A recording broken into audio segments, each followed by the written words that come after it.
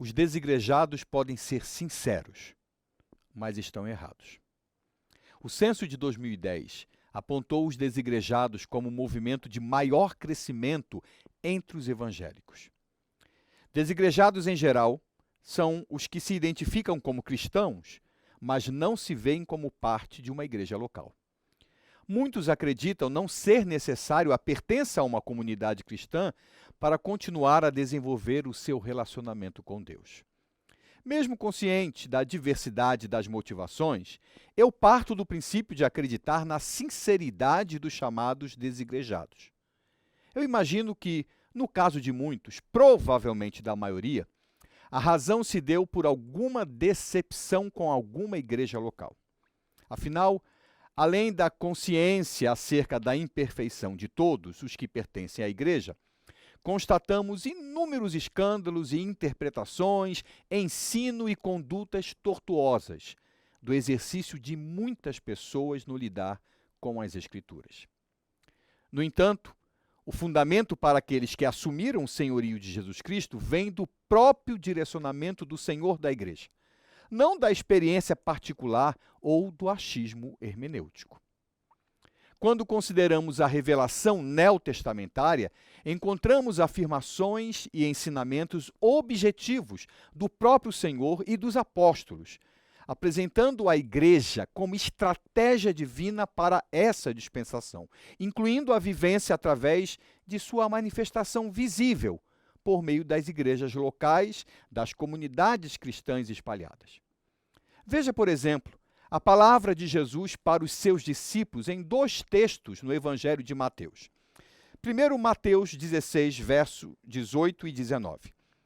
Também eu te digo que tu és Pedro, e sobre esta pedra edificarei a minha igreja, e as portas do inferno não prevalecerão contra ela.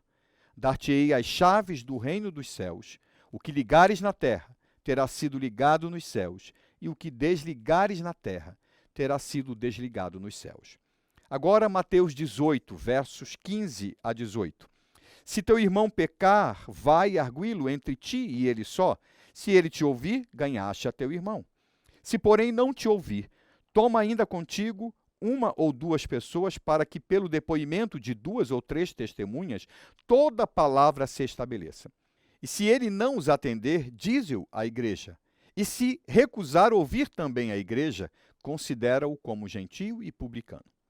Em verdade vos digo que tudo o que ligardes na terra terá sido ligado nos céus, e tudo o que desligardes na terra terá sido desligado nos céus. Dois pontos importantíssimos aqui, duas ênfases. A primeira, a realidade de que Jesus Cristo fala acerca da igreja no futuro. Coloca como parte daquilo que está por vir. A segunda é a representatividade da igreja. O papel da igreja representando o Senhor na terra.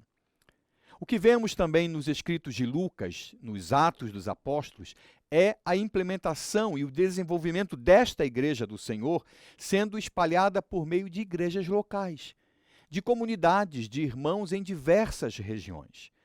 Temos uma evidente diversidade de igrejas comunitárias com formas e culturas próprias, mas seguindo o mesmo evangelho, do mesmo Senhor. As cartas dos apóstolos apresentam o direcionamento a essas comunidades, expondo a importância de sua existência e desenvolvimento por meio do viver esse evangelho através dos relacionamentos e do serviço mútuo que promove a edificação.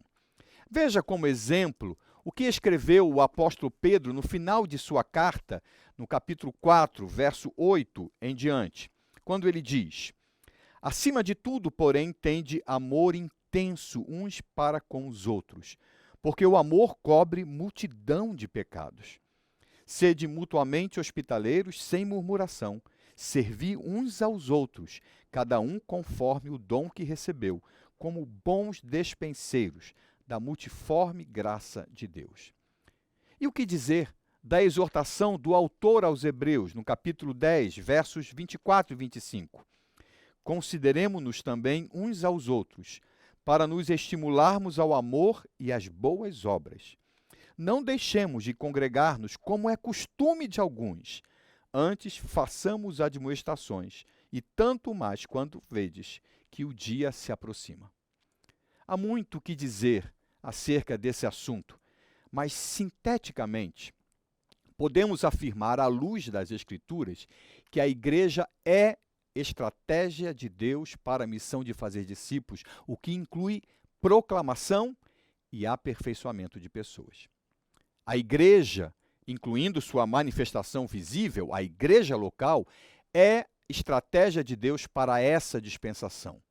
Portanto, objetivamente, os desigrejados podem ser sinceros, e eu até parto do princípio de acreditar nesta sinceridade, mas estão errados. Dessa forma, a igreja precisa amorosamente ajudá-los a rever sua compreensão e a ter uma vivência agradável no meio da comunidade cristã. Nós somos imperfeitos, mas vivemos pelo e para o Senhor que é perfeito. Que Deus então nos abençoe nessa missão.